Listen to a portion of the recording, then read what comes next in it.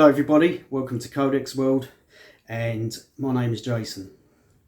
So if you've watched my other two videos, we've been looking at the worlds of philosophy, and on these programs that I'm doing, these videos, we're going to be looking into the different worlds of faith, philosophy, spirituality, science, current events, and spirituality.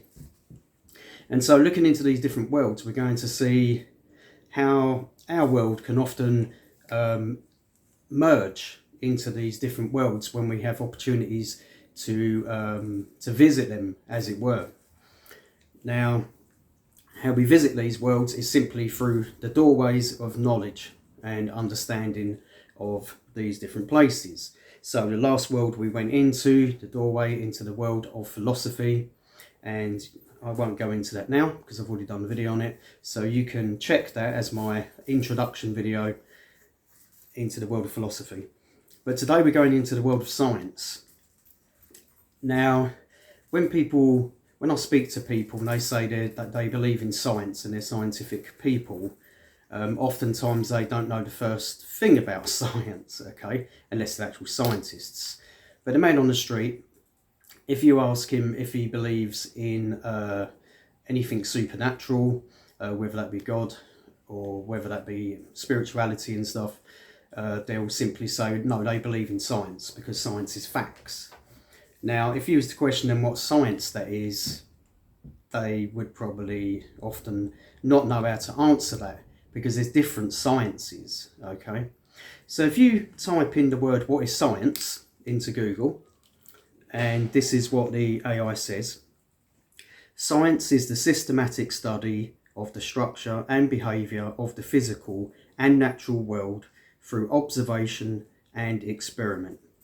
It is both the process of gathering knowledge and the organised body of facts, laws and theories that result from testing hypotheses. Core branches of science. Science is broadly categorised into distinct disciplines based on what is being studied. You have the natural sciences, the study of the physical world, including physics, chemistry, astronomy and biology. Okay, now these sciences are ones that you can examine with the five senses. You can see them, you can touch them, and you can do experiments and repeat them, and they'll always come out the same. Then you've got the social sciences, the study of individuals, human behaviour, societies and cultures, or for example psychology, sociology and economics. Then you have the formal sciences, disciplines like mathematics, computer science, that deal with abstract systems and logic.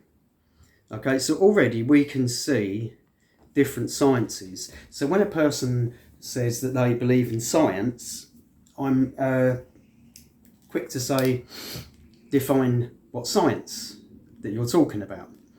Okay, now the sciences that I am particularly involved in is psychology, human behaviour, and along that line. Okay, that's the sciences that I have diplomas and distinctions in. Natural sciences and formal sciences, I have a working knowledge of those, but it's not something that I tend to visit that world very much because that's not really my interest.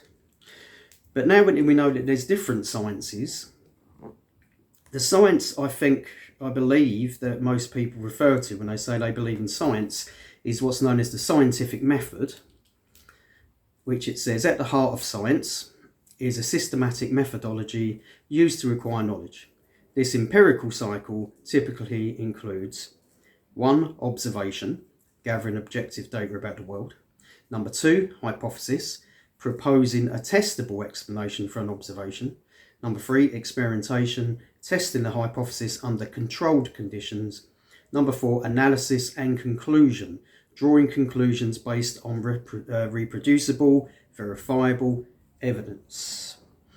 I think that's enough for now of an explanation of what science is and the different sciences in depth. Okay, now we're going to look into this world of sciences and see how it affects each one of our lives, and how when we visit these worlds, what we can gain from the understanding. Well, number one thing for us to look at really is, do all these sciences do exactly the same thing? And can you use each one of these sciences to test other sciences? Okay, let me explain. When we're dealing with psychology, we're dealing with a social science, and that's what it exactly says there. It's a social science. Okay, you cannot use empirical science, which is typically used for physics and biology and chemistry and things like that. You cannot use that science in the field of psychology. Now let me explain, yeah? Okay, so the scientific method, observation, yes, we can do that. Hypothesis, we can propose the hypothesis, yeah? Okay, so it's all looking like you can use empirical science for that. Experimentation, yes, certain experiment. Analysis and conclusions. Now, this is where it says drawing conclusions based on reproducing. Can you repeat the same experiment? And that's where social sciences cannot be tested by the scientific method. Everyone's going to think differently. If you take 100 people into a room, you're going to get different results if you use the scientific method, and no absolutes. Okay, because people are at different stages of mental health conditions. Perhaps they might have neurological problems. They could be autistic. They could be schizophrenic, bipolar, or just typical, or just neurotypical. And you won't get the same result when you're examining their mind and how their mind works. Put one person in one situation, 100 people will not react exactly the same, okay? Because we've got to consider that our brain will respond differently. It will go into fight, flight, or freeze in different situations, okay? So the scientific method cannot work on that. It cannot work on sociology. It cannot detect an absolute outcome of how society is going to react to different stressors, different things being said, being done to it, and different experiences. So immediately we see you cannot apply certain scientific methods to everything. Okay, so the scientific method does not work with philosophy, it does not work with psychology, and it does not work with sociology. Okay, and it does not work with spirituality. All right, you cannot prove something spiritually using physics and using biology, because it's not testable. For one thing, you can't see it, but you can see the effects of it. Okay, like psychology, again, you cannot see the conscious mind, all right, but you can see the actions of the conscious mind. Just like the wind, we cannot see the wind, but we can see the effects of the wind and the actions of the wind. So if we were to look outside, we could say, well, wind doesn't exist because you don't see it, or even breathing, okay, except for on a cold day. But then going back to the wind, you can't see it, but you can tell it's there. You can see the leaves moving. I can see it in my garden right now. The wind is blowing the leaves and you can feel it, okay? With experiences such as psychological experiences, spiritual experiences, and social experiences, they are experienced, they are felt, okay? We cannot use the scientific method on them ones. So the scientific method is pretty restricted, really. Okay, so let's just move down here a little bit, just where I've taken my notes. An empirical approach focuses, therefore, on observation, experimentation, and measurable evidence rather than faith, meaning it cannot provide spiritual comfort or ultimate cosmic purpose or a sense of destiny. However, the claim that it just offers oblivion is a subjective theological interpretation rather than inherent truth of science itself. So it then goes on to say, the philosophy of science and how it defines its boundaries, so forth. Just move down here a little bit more.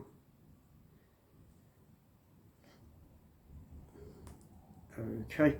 The boundary of empirical science is strictly limited to explaining how the physical world works through measurable evidence, meaning it deliberately leaves questions of why we exist, ultimate purpose, what is the purpose of life, destiny, and spirituality. It leaves it to spirituality and philosophy, art and faith. So that's what we're seeing here, that the empirical science does not tell us what our purpose in life is. It cannot tell us why we're here. It cannot tell us many things. And if you just live in the world of science, empirical science, you're going to be very boring and very unfulfilled, because all you're living by is the physical world, which you can see and touch. Okay? And this science deliberately leaves, as it says, questions of why we exist and so forth. By understanding, as we move down to here, the scope of empirical science,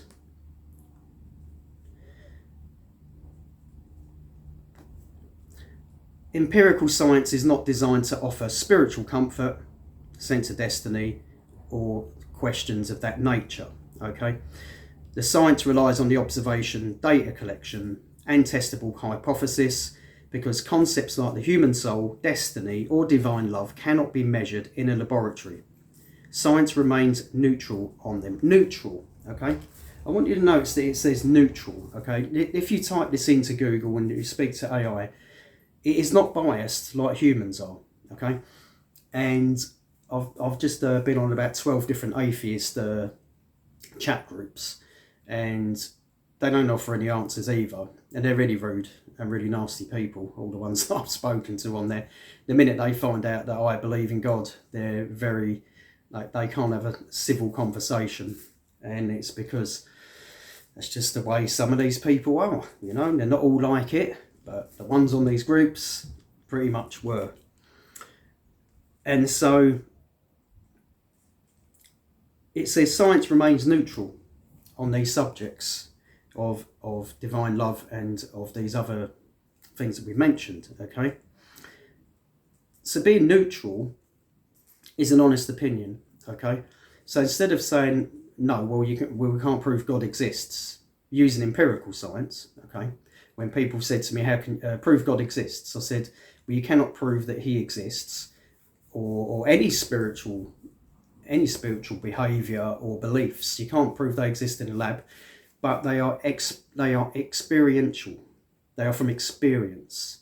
Just like the world of psychology and sociology, these are experienced worlds that we experience, and our experiences are often very different, and yet at times they do cross over, and like such as near-death experiences and things like that. Without going too deeply into it, a lot of people will say they see a white light, okay? So it's a shared experience, but being able to make that happen all the time, you can't do that really in a laboratory. Okay, so it remains neutral. So a person can believe in science. You've got Thomas Edison, you've got Louis Pasteur, you've got Sir Isaac Newton. It's interesting that all these, the greatest scientific minds in the world and in history, none of them said that science disproved the existence of a God or of a spiritual world. Indeed, they believed that God was giving them inspiration into science, and giving them inspiration and teaching them science. That it was God that revealed to Isaac Newton and Thomas Edison and all these other very well-known scientists that have made scientific discoveries that have changed our world and given us a far different future than we was prepared for. Their inspiration was from the Bible, they would say, and claim from God. So there was no clash, there was no either or. To them it was, well, yeah, both do exist in the same, can exist in the same world. And there's not been any significant scientists that have done anything as amazing as they have since in the ways of who haven't got faith. So science does not disprove. Okay, the scientific method does not disprove faith, psychology, and spirituality. It simply lacks the tools to evaluate them. So that's what we need to do. This is what we need to think of. Yeah, when we visit in the world of science and we go through that doorway into science, we go then we play by the rules of science. But whatever we take through that doorway into science, it has to be compatible with the scientific world. Okay, you can't go into the world of science and take spirituality, psychology, or sociology into the world of empirical science. However, you can, and faith, religion, so forth, you can take these things through other doors of science, psychology, spiritology, which is study of the spirit, and sociology. So I hope this sort of clarifies, makes it clear to all of us that the reason why some things don't work is because you're going to the wrong place. Okay, if you want to know about the Quran, you speak to a Muslim. Okay, if you want to know about the Bible, you go to the Christian. All right, if you want to know about science, you go to a scientist, and so forth. You know, when we get ill, we don't go to the dentist to cure our stomach problems, and we certainly wouldn't get someone to commit to perform brain surgery on us who is a dentist. And this is the confusion. See, when people say science, we have to define what science we're talking about. And when we go through that doorway of science, the right doorways into science and the right sciences, we will find that there's no conflict between having faith, being spiritual, believing in the soul, and all these things. There is no clash there. And even in the world of empirical science, as it says, it's just neutral. It doesn't say it doesn't exist. Okay, remember that if you take nothing away from this program.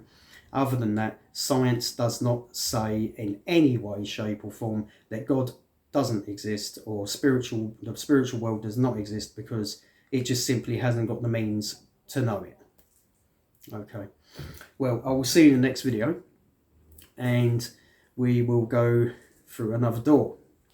And in the meantime, I hope you have benefited from what you've been hearing here.